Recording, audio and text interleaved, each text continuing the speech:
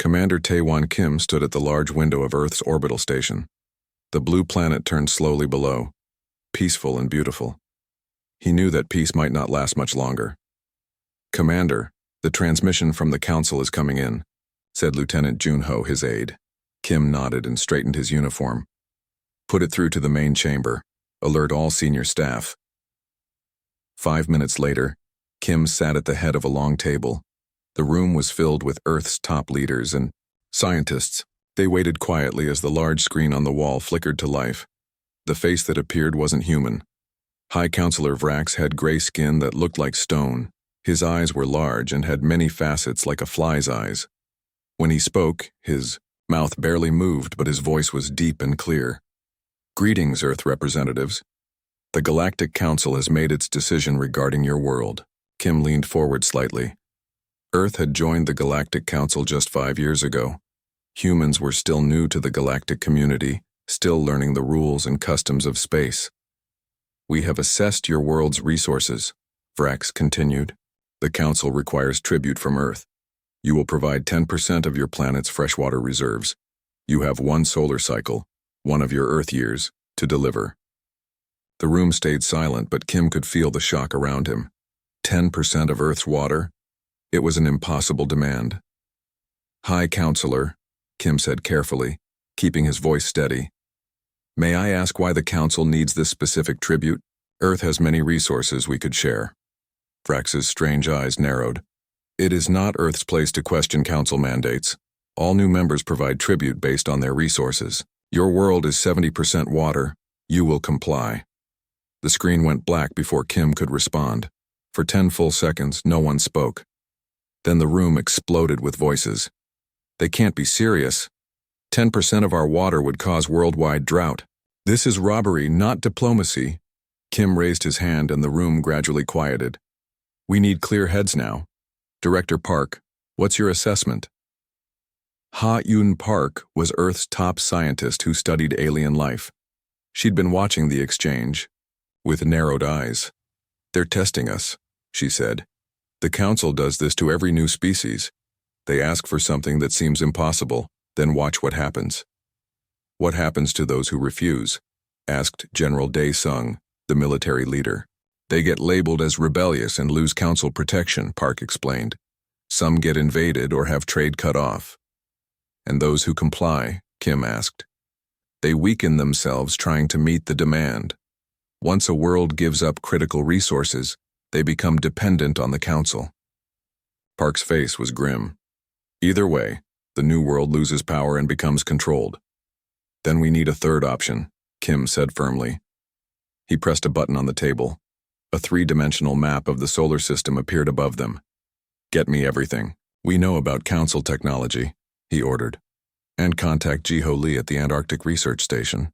His team has been studying alien tech for years." "What are you thinking, Commander?" asked Minji Song, Earth's chief diplomat. "I'm thinking that if the Council wants our water so badly, there must be a reason." Kim's eyes were fixed on the holographic image of Earth spinning slowly above the table. "And I'm thinking that humans have a habit of finding solutions where other species see only problems." 3 days later, Commander Kim stood in a vast underground laboratory beneath the ice of Antarctica. The room was filled with scientists working at various stations. Large screens showed molecular structures and energy readings. "Explain it to me again," Kim said to Jiho Lee, who was showing him a simulation on a screen. Lee was a brilliant scientist who spoke quickly when excited. Now he took a deep breath and slowed down. "It's not actually our water they want," Lee said. "It's what's in it. Look here." He pointed to a molecule on the screen. "This is deuterium, a special form of hydrogen found in water. It's rare in most planetary systems, but Earth has lots of it in our oceans. And the Council wants this deuterium? Why? For power." Lee pulled up another image showing a spaceship engine. "All Council ships use engines that need deuterium. It's the key fuel for their fastest ships and their energy grid." Kim nodded slowly, understanding. "So they're not trying to take our water to hurt us. They want the deuterium inside it," Lee finished. "But their way of extracting it is wasteful. They take all that water, process it inefficiently, and likely waste most of it." Kim was about to respond when his communication device buzzed. He answered and listened for a moment, his face growing serious. I need to return to headquarters. A Council observation ship just entered orbit. Back at Earth's defense headquarters, Kim met with Director Park and Chief Engineer Yoon Seo Kang. The Council is watching to see how we respond, Park said. They expect either submission or defiance. And we'll give them neither, Kim replied. He turned to Kang. Tell me about your breakthrough. Kang was younger than the others, but her mind was among the sharpest on Earth. She brought up a holographic display showing a small device. We've created a new extraction system, she explained. It can pull deuterium from water without wasting the water itself. It's 5 times more efficient than anything the Council uses. How sure are you? Kim asked. We tested it on samples from 3 different Council ships, Kang said confidently. Their technology is centuries old. They haven't improved it because they never needed to. They just take what they want from weaker worlds. Kim walked around, the hologram studying it from all angles. And with this, we could give them the deuterium they want without losing our water? Better, Kang said with a small smile. We could give them deuterium and show the entire galaxy a better way to use it. Kim was quiet for a long moment, thinking. Then he looked up with determination in his eyes. Contact the Council ship. Tell them Earth is preparing its response to the tribute demand. We'll present it formally in 7 days. And what is our response going to be? Park asked. Kim looked at the small device still hovering as a hologram between them. We're going to give the Council exactly what they want, and everything they never expected. As he spoke, Earth continued its slow spin in space, its oceans gleaming blue under the sun. The Council ship watched from above, not knowing that humans were about to change the rules of a game that had been played the same way for thousands of years. What Earth would do next would indeed shock the stars. 7 days passed quickly. Deep beneath the Antarctic ice, Ji-Ho Lee worked without stopping. His lab was filled with the hum of machines and the glow of screens. Dozens of scientists moved around him, testing and refining their new technology. Run the simulation again, Lee told his assistant. We need to be absolutely sure. The large screen showed water molecules breaking apart. The computer tracked the separation of regular hydrogen from deuterium, the special heavy hydrogen that the Council wanted. Lee rubbed his tired eyes. He hadn't slept more than 4 hours a night since Commander Kim's visit. The fate of Earth might depend on what happened in this lab. The door slid open and Chief Engineer Yoon Seo Kang entered. Despite the late hour, she looked alert and focused. Any progress? She asked. Lee nodded and pointed to the screen. Watch this. The simulation showed their new device processing water. Unlike the Council's bulky machines, theirs was small and elegant. As they watched, the device extracted deuterium while returning clean water to the system. Efficiency rate? Kang asked. 97%, Lee said with pride. The Council's best technology only reaches 20%. They waste most of the water they take. Kang smiled. Perfect. But that's only half of what we need. She walked to another station and activated a different screen. This one showed an energy system, the real heart of their plan. The fusion reactor is ready, she said. Once we extract the deuterium, we can use it to generate power far more efficiently than the Council does. Lee looked impressed. How much? More efficient? 5 times at minimum. Maybe more. Kang's eyes gleamed with excitement. They've been using the same technology for 1,000 years. They never needed to improve because they could just take more resources from weaker worlds. Does Commander Kim know? I'm briefing him in 1 hour, Kang replied. The Council representatives arrive tomorrow. Commander Kim stood in Earth's orbital meeting station, watching as the Council ship docked. Behind him, Earth's leaders and scientists prepared for the meeting. Remember, Kim said to them, show no fear but also no aggression. We are neither submitting nor defying. The doors opened. 3 Council representatives entered the room. In the center walked High Counselor Vrax, his stone-like face unreadable. On either side were 2 other alien species Kim hadn't seen before. Welcome to Earth's orbital station, Kim said with a formal bow. Vrax did not return the gesture. We are here to discuss your tribute. Our extraction ships are ready. Where will we begin removing your water? Kim kept his face calm. Before we discuss that, we would like to share something with you. Earth has prepared a response to your request. The alien to Vrax's right, a tall, thin being with blue skin, spoke in a high voice. Request?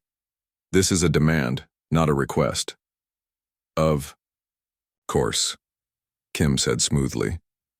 May I present Chief Engineer Kang? She will explain our response. Kang stepped forward. She wore a simple uniform, but she stood tall and confident.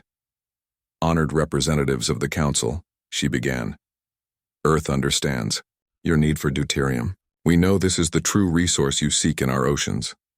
Vrax's many-faceted eyes widened slightly, the first real reaction they'd seen from him. You are correct, he said slowly. Deuterium is indeed valuable to the Council. Your oceans contain a high concentration. Then we'd like to show you something, Kang said. She pressed a button on her wrist device. The lights dimmed. In the center of the room, a hologram appeared showing their new extraction device. This is Earth's deuterium extraction technology, she explained. It separates deuterium from water with 97% efficiency. The water remains clean and usable afterward. The blue alien leaned forward, clearly interested. Most impressive for a new species. But that's not all, Kang continued. She changed the hologram to show their fusion reactor. This is how we use deuterium. Our fusion system generates 5 times more energy than current Council methods. Now all 3 aliens were paying close attention. The third one, a short reptilian being, whispered something to Vrax. This technology, Vrax said carefully. How recently was it developed? We created it in the past 7 days, Kim answered. Truthfully, the room went silent. The Council representatives looked at each other in what seemed like disbelief. 7 days? The reptilian alien finally said. Impossible. Not for humans, Director Park said, speaking for the first time. When faced with challenges, we tend to innovate quickly. Kang continued her presentation. Earth proposes the following. We will provide the Council with its requested deuterium tribute. However, instead of taking 10% of our water, we will extract the deuterium here and provide it to you in its pure form. She paused to let this sink in. Additionally, we offer the full technical specifications for both our extraction method and our fusion technology. The Council representatives were visibly shocked. This was clearly not what they had expected. You would share this technology? Vrax asked slowly. Freely, Kim confirmed. As part of our tribute. The blue alien turned to Vrax. This is unprecedented. No new species has ever... Vrax held up a hand, silencing his colleague. His faceted eyes studied Kim carefully. Why would Earth do this? He asked. You could keep this technology for yourselves. It gives you an advantage. Kim smiled slightly. Earth believes in progress through cooperation, not domination. If this technology can benefit the galaxy, why withhold it? A demonstration, Vrax said suddenly. We require a demonstration before we can consider this unusual proposal. Of course, Kim agreed. We've prepared for that. He nodded to Kang, who pressed another button on her wrist device. Outside the station's windows, a small satellite activated. A beam of blue light shot from it into a collection device. This is a small-scale version of our extraction system, Kang explained. It's currently processing water from Earth's atmosphere. You can monitor the deuterium collection in real time. Data began flowing across the screens on the wall. The Council representatives watched with intense interest as pure deuterium was collected at a rate far exceeding their own technology. And, now, Kang said, we'll demonstrate the fusion process. The collected deuterium was channeled into a secondary device. There was a brief flash of light, and suddenly power readings spiked dramatically. This single demonstration unit is currently generating enough power to run this entire station, Kang explained. The Council representatives were speechless. This was not how these meetings usually went. New species were supposed to either hand over their resources in fear or refuse and face consequences. They weren't supposed to solve problems the Council itself hadn't resolved in millennia. We will need to discuss this development, Vrax finally said. This is unexpected. Of course, Kim replied calmly. Take all the time you need. Earth's offer stands. As the Council representatives huddled together in urgent conversation, Kim caught Kang's eye. They shared a small, knowing smile. Phase 1 of Earth's plan was complete.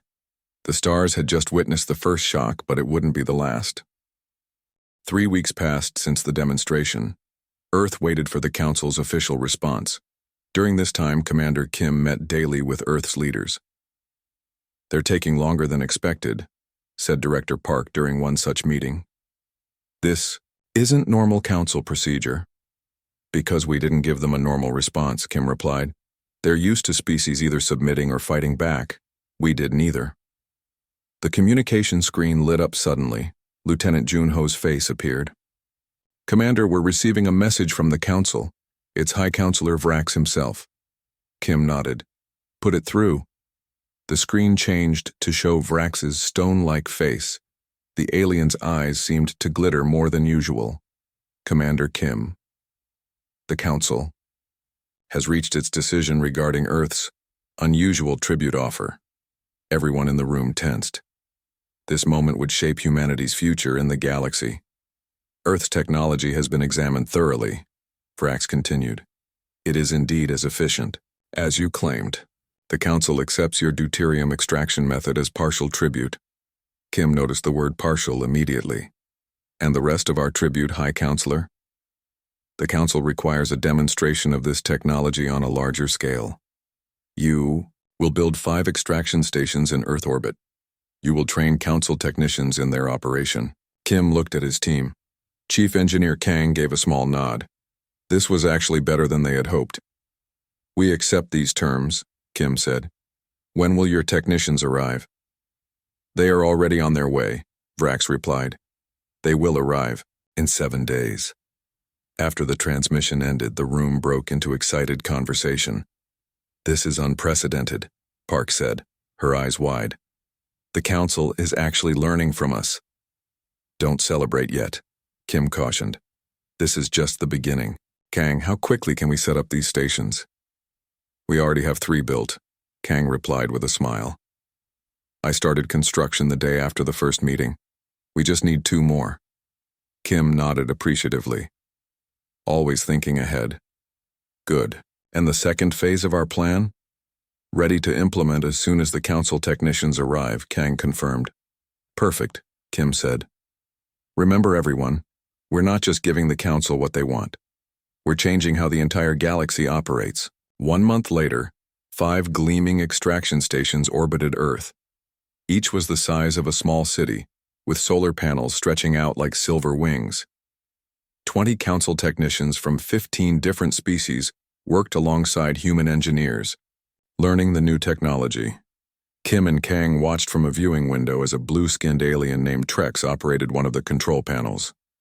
He's learning quickly, Kang observed. All of them are. And asking lots of questions, Kim added. Not just about the technology, but about Earth, our history, our culture. That's part of the plan, isn't it? Kang asked. Cultural exchange, not just technological. Kim nodded. The Council has kept species separated for centuries, sharing resources but not knowledge. We're changing that pattern. A young human technician approached them. Commander Engineer Kang, the final station is fully operational. All 5 are now running at peak efficiency. Kang checked her datapad. Deuterium production is 300% above Council requirements. We're generating a surplus. Good, Kim said. Implement Phase 2. 2 days later, a meeting was called on the main extraction station. All Council technicians and human engineers gathered in the large conference room. Commander Kim stood at the front with Kang beside him. Honored technicians of the Council, Kim began. For the past month, you've learned how to operate our deuterium extraction technology. Today, we want to share something new. He nodded to Kang, who activated a large holographic display. It showed a map of the galaxy with hundreds of small dots of light. These are worlds within Council space that lack sufficient water or energy. Resources, Kim explained. Many pay high tribute to receive basic necessities from the Council. The Council technicians shifted uncomfortably. This was touching on politics, not just technology. Earth proposes a new system, Kim continued. With our excess deuterium production and improved fusion technology, we can supply energy to these worlds at 1/10 the current cost. Trex, the blue-skinned alien, spoke up. This would disrupt the Council's resource distribution system. It would improve it, Kang corrected gently. More worlds would have access to energy. Nobody would go without basic needs. Another technician, a reptilian being named Zalt, seemed worried. The Council controls resource distribution for stability. This would change everything. Change can be good, Kim said. Earth was once divided into nations that fought over resources. We learned that sharing technology and working together benefits everyone. He walked to the window and gestured to Earth below. Look at our world. Once polluted and divided, now clean and united. We want to bring that same progress to the galaxy. The Council technicians looked at each other. This was far beyond their authority, but many seemed interested. We have prepared data packages for each of your homeworlds, Kang said. They contain the complete plans for both the extraction and fusion technologies. You're free to share them when you return home. This caused a ripple of shock through the room.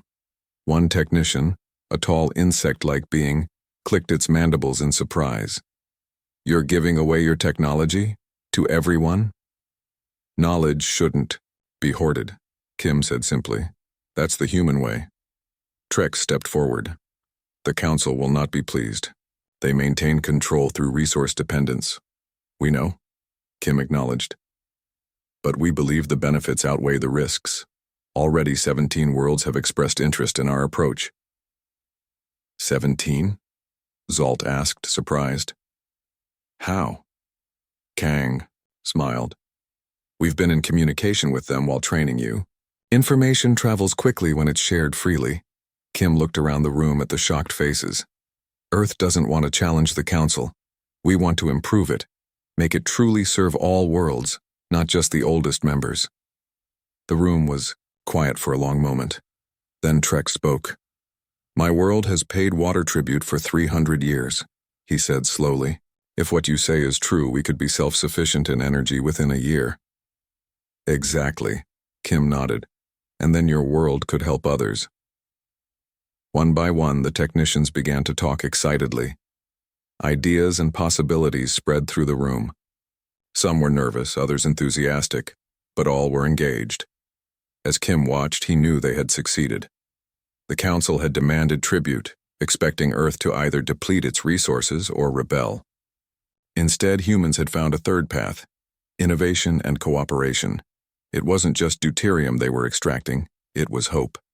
And it was spreading across the stars faster than any Council ship could travel. Phase 2 was complete. The real changes were just beginning. 3 months after the Council technicians returned to their homeworlds, Earth began receiving messages from across the galaxy. Some came from official government channels, others from scientists, and many from ordinary citizens on distant planets. Commander, Kim sat in his office reviewing these messages with Director Park and Intelligence Officer Sung-Min Choi. 28 worlds have now adopted our deuterium technology, Choi reported, and 17 more have requested direct assistance from Earth. The Council must be feeling the effects by now, Park said. She pulled up a galactic map showing trade routes. Many were shifting, creating new patterns across the stars. They are? Choi confirmed. Look at this. He displayed a message from Trex, the blue-skinned technician who had trained on Earth. His world, Azuria, had been among the first to implement Earth's technology. The Council has reduced our required tributes by 30%, Trex's message stated. They claim it is a reward for environmental improvements, but we know the truth. They see that we no longer need their deuterium shipments. Kim nodded thoughtfully. The Council is adapting. That's good. We didn't want to break the system, just improve it. Not everyone is happy about these changes, Choi warned. He showed another message, this one from a council elder world called Dorn. Some of the oldest council members are calling Earth a disruptive influence. They're pushing for sanctions against us. Expected, Kim said calmly. Change never comes without resistance. The door to Kim's office slid open. Chief Engineer Kang entered quickly, her face excited. You need to see this, she said, connecting her datapad to the main screen. We just received a direct transmission from the Volturi system. The Volturi were one of the oldest species in the galaxy, founding members of the Council. They rarely communicated directly with newer worlds. The screen showed a tall, elegant being with silver skin and eyes like pools of mercury. When it spoke, its voice was musical yet formal. Greetings, people of Earth. I am High Elder Selene of the Volturi Consensus. We have observed your deuterium technology with great interest. The Volturi request a formal meeting with Earth representatives. This is not a council matter but a direct exchange between our worlds. The message ended, leaving the room in stunned silence. The Volturi, Park breathed. They haven't reached out to a new species in over 1,000 years. Why now? Choi wondered. Kim turned to Kang. What do we know about the Volturi's resource situation? They're energy-rich but water-poor, Kang replied. Their home system has minimal liquid water. They've been importing it for millennia. So our water-preserving deuterium extraction would be valuable to them, Kim said, understanding. Even though they're energy-rich, they care about water conservation. This is a major opportunity, Park said. The Volturi have enormous influence. If they adopt our approach, Phase 3 might happen faster than we expected, Kim finished. Kang, prepare all our latest research. Choi, gather everything we know about Volturi culture and customs. We need to be perfectly prepared for this meeting. 2 weeks later, AI Volturi ship arrived in Earth orbit. Unlike the practical blocky council vessels, this ship was a work of art. Sleek curves of silver and blue that seemed to flow rather than fly. Earth sent its finest diplomatic vessel to dock with the Volturi. Ship. Commander Kim led the delegation, accompanied by Park, Kang, and Choi. When they entered the Volturi meeting chamber, they were struck by its beauty. The walls seemed made of flowing silver, and the ceiling showed moving stars as if they were standing in open space. High Elder Selene greeted them personally.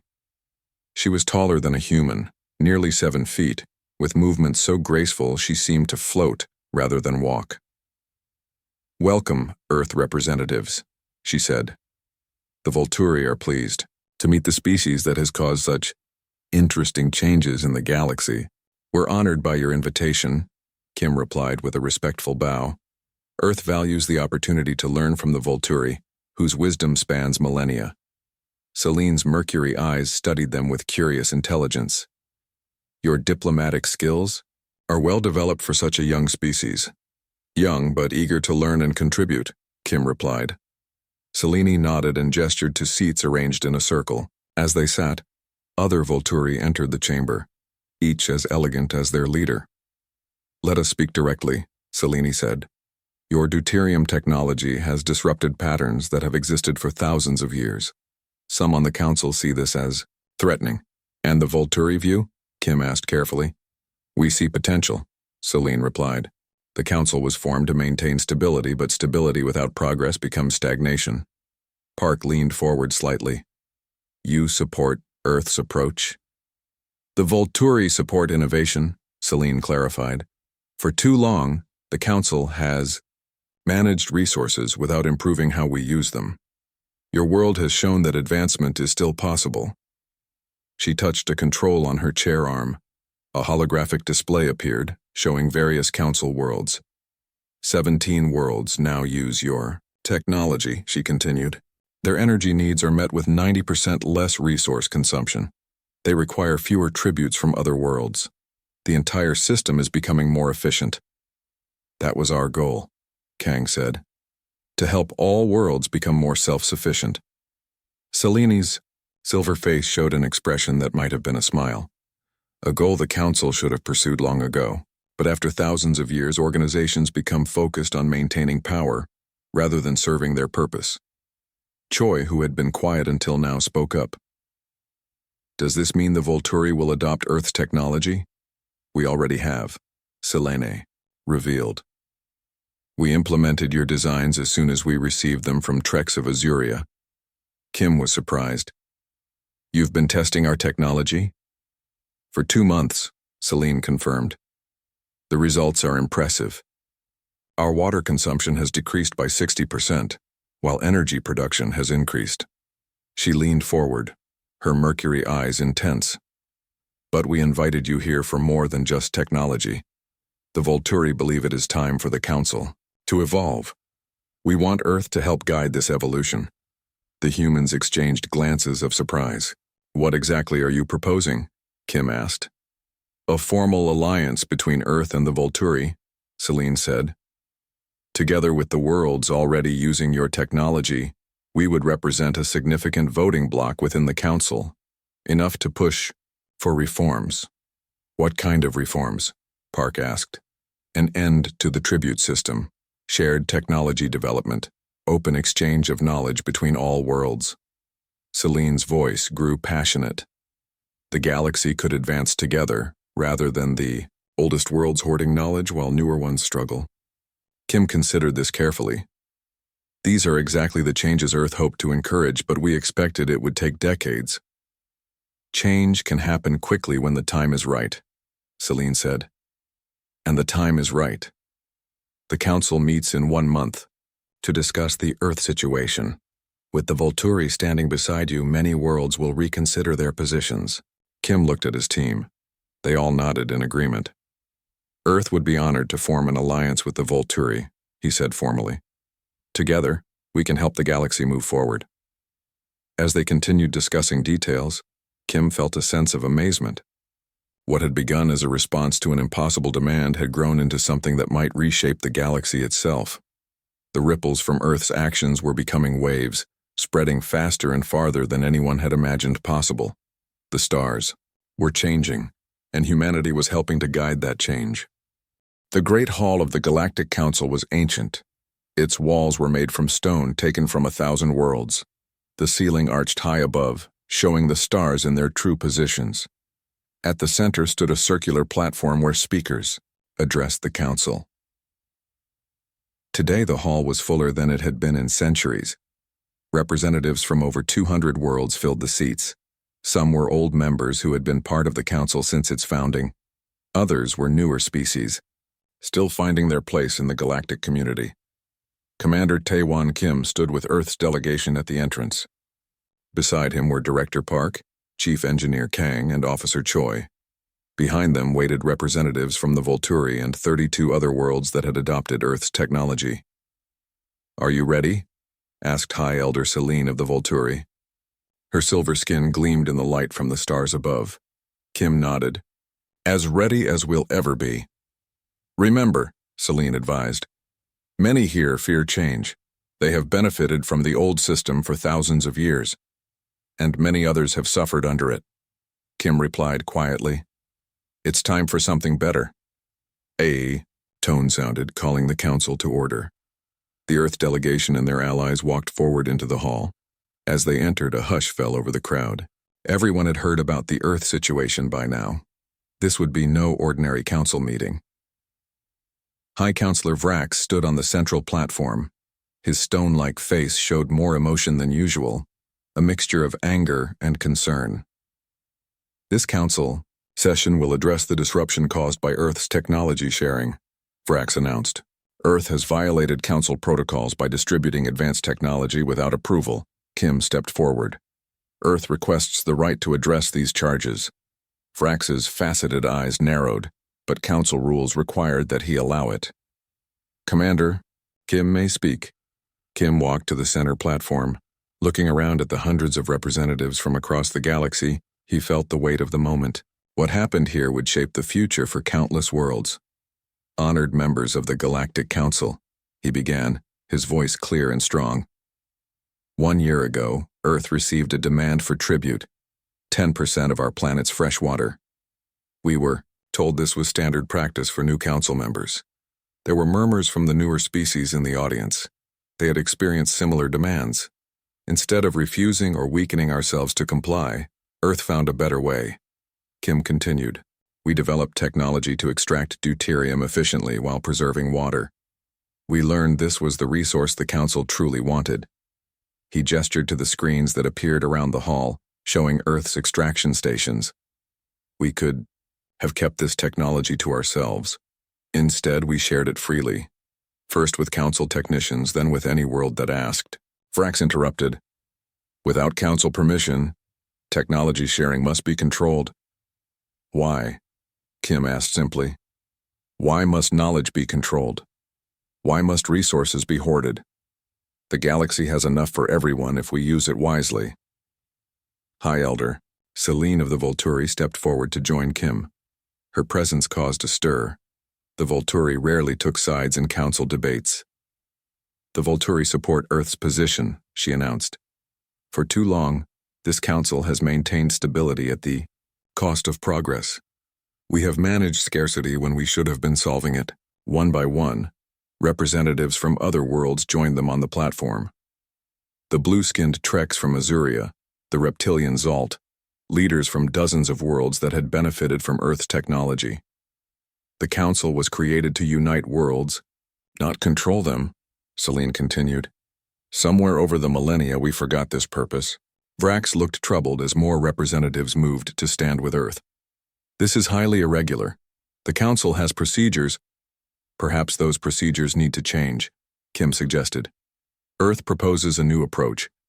Instead of tributes that take resources from one world to give to another, we can share knowledge that helps all worlds use resources better. He activated his own display, showing the results from worlds using Earth's technology. In just 1 year, these 33 worlds have reduced resource consumption by 40% while increasing energy production. Their citizens have better lives. No one went without. Director Park stepped forward. Earth's scientists have already begun developing new improvements. Imagine what we could achieve if all the Council's worlds worked together, sharing their best ideas. Vrax and the other senior council members whispered urgently among themselves. The hall buzzed with conversation as representatives discussed what they were hearing. Finally, a very old council member, a gaseous being contained in a special suit, floated to the center. I am Elder Zorn, it said in a whispery voice. I have served on this council for over 2,000 years. I have seen many changes, but none like this. Everyone grew quiet, waiting for the elder's judgment. Perhaps, Zorn continued, it is time for the council to remember its original purpose. We formed not to control resources, but to prevent wars over them. If Earth's approach achieves this better than our tribute system, we should consider it carefully. This caused an eruption of voices. Some council members protested loudly, while others spoke in support. The hall became a storm of opinions and arguments. Vrax tried to restore order. This requires formal procedures, votes, committees. But it was too late. The idea had taken hold. More and more representatives were standing, moving to join the War Earth Alliance. Kim watched as the council transformed before his eyes. This wasn't just about technology anymore. It was about a new way of thinking. Cooperation instead of competition, sharing instead of hoarding. After hours of debate, a vote was called. The question: should the council reform its tribute system and adopt a knowledge-sharing approach? When the results appeared, even Kim was surprised. 178 worlds voted yes. Only 42 voted no. Vrax looked stunned. The motion passes. The council will form a reform committee immediately. The hall erupted in cheers. Representatives who had never spoken to each other began discussing possibilities, ideas, hopes for the future. As the formal session ended, Kim found himself surrounded by beings from dozens of worlds, all wanting to speak with him. But he sought out his team first: Park, Kang, and Choi. We did it, Park said, her eyes shining. They listened. This is just the beginning, Kim reminded. Them. Real change takes time. But it started, Kang said. And it can't be stopped now. High Elder Selene approached them, her mercury eyes bright with something that looked like respect. Earth has accomplished in 1 year what the Volturi have tried to do for centuries, she said. You have reminded the galaxy what we can achieve when we work together. Kim looked around at the hall, where ancient enemies were now talking peacefully, sharing ideas, planning a better future. The council demanded tribute, he said quietly. But Earth gave something better. We gave hope. As they left the great hall, the stars seemed to shine more brightly above them. The galaxy was changing. What had begun as one small world's response to an impossible demand had become a movement that would transform the stars themselves. And this was only the beginning.